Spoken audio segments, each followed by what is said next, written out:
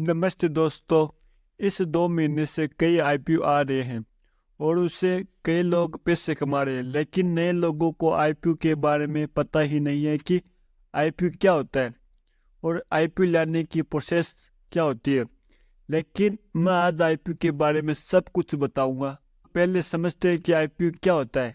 IPO की full form initial public offering. इसका हिंदी में है शुरुआती सार्वजनिक प्रस्ताव। मतलब कंपनी पहली बार मार्केट से पैसे जुटाने की कोशिश की है। आईपीओ के जरिए प्राइवेट कंपनी पब्लिक कंपनी हो जाती है। फिर इस आईपीओ के जरिए कंपनी पब्लिक से पैसा इकट्ठा करती है और यह पैसा कंपनी अपने पास्ट के लोन चुकाने या बिजनेस को आगे बढ़ाने में किसी काम में लेती है। इसलिए कंपनी आईपीओ लेकर आती है और जिससे कंपनी को बिजनेस बढ़ाने में मदद मिलती है। आईपीओ क्या, ये तो हमने बता दिया है, लेकिन ये आईपीओ कैसे लाते हैं। अब देखते हैं कि आईपीओ लाने की प्रोसेस क्या होती है। आईपीओ 2 तरह का होता है। एक तो है मेन आईपीओ, जिसमें कंपनी की वैल्यूएशन 100 करोड़ से ऊपर होनी चाहिए, और दूसरा आईपीओ है सेमी मतलब स्मॉल मिडिल इंटरप्राइज। इसमें वो कंपनी होती है जिसकी वैल्यूएशन 100 करोड़ से कम हो तो वो सेमी आईपीओ लेकर आती है, और इससे बड़ी हो तो मेन आईपीओ लेकर आती है। अब तो ये छोटा आईपीओ और बड़ा आईपीओ की बात। ये लाने के लिए क्या योग्यता होनी चाहिए।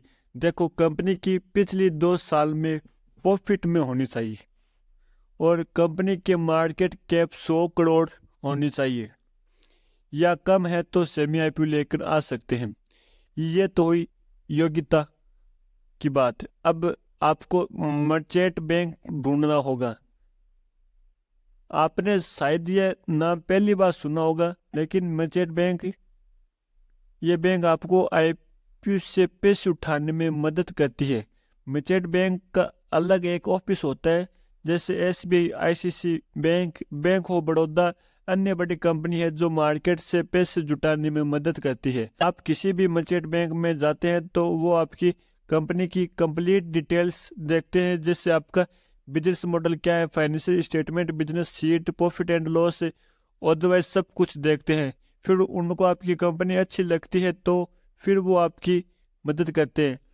आपकी कंपनी के आईपीओ लाने की सारी जिम्मेदारी मर्चेंट बैंक उठा लेती है। तो फिर अंडरराइटिंग करते हैं, मतलब आईपीओ से बैंक मार्केट से 20 करोड़ उठा कर देगी।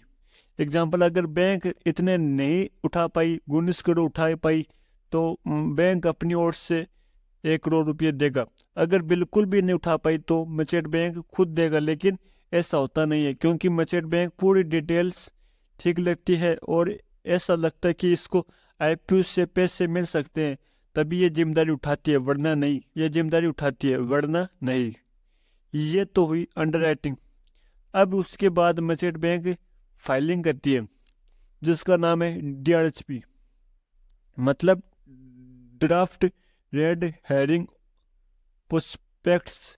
ये सेबी को सबमिट कराया जाता है और कंपनी की वेबसाइट और स्टॉक एक्सचेंज पर कॉपी सबमिट हो जाती है, ताकि लोगों को पता चल सके कि कंपनी है क्या और कंपनी इन आईपीओ के पैसे का क्या करेगी। और फिर प्राइजिंग से वैल्यूएशन निकालती है, उसके हिसाब से प्राइस सेट होती है और ये कंपनी स्टॉक एक्सचेंज में लिस्ट हो जाती है। भारत में 2 स्टॉक एक्सचेंज है। पहला है बीएसई, मतलब बॉम्बे स्टॉक एक्सचेंज, यह सबसे पुराना स्टॉक एक्सचेंज है, और दूसरा एनएससी, नेशनल स्टॉक एक्सचेंज। इन पर लिस्ट हो जाती है और कंपनी को पैसे मिल जाते हैं और इन्वेस्टर को लॉट मिल जाते हैं, मतलब शेयर लिमिट ही होते हैं, इसलिए शेयर भी लिमिट लोगों को ही मिलते हैं।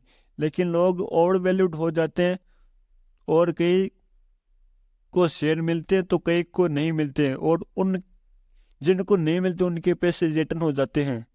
ये था आईपीओ के बारे में।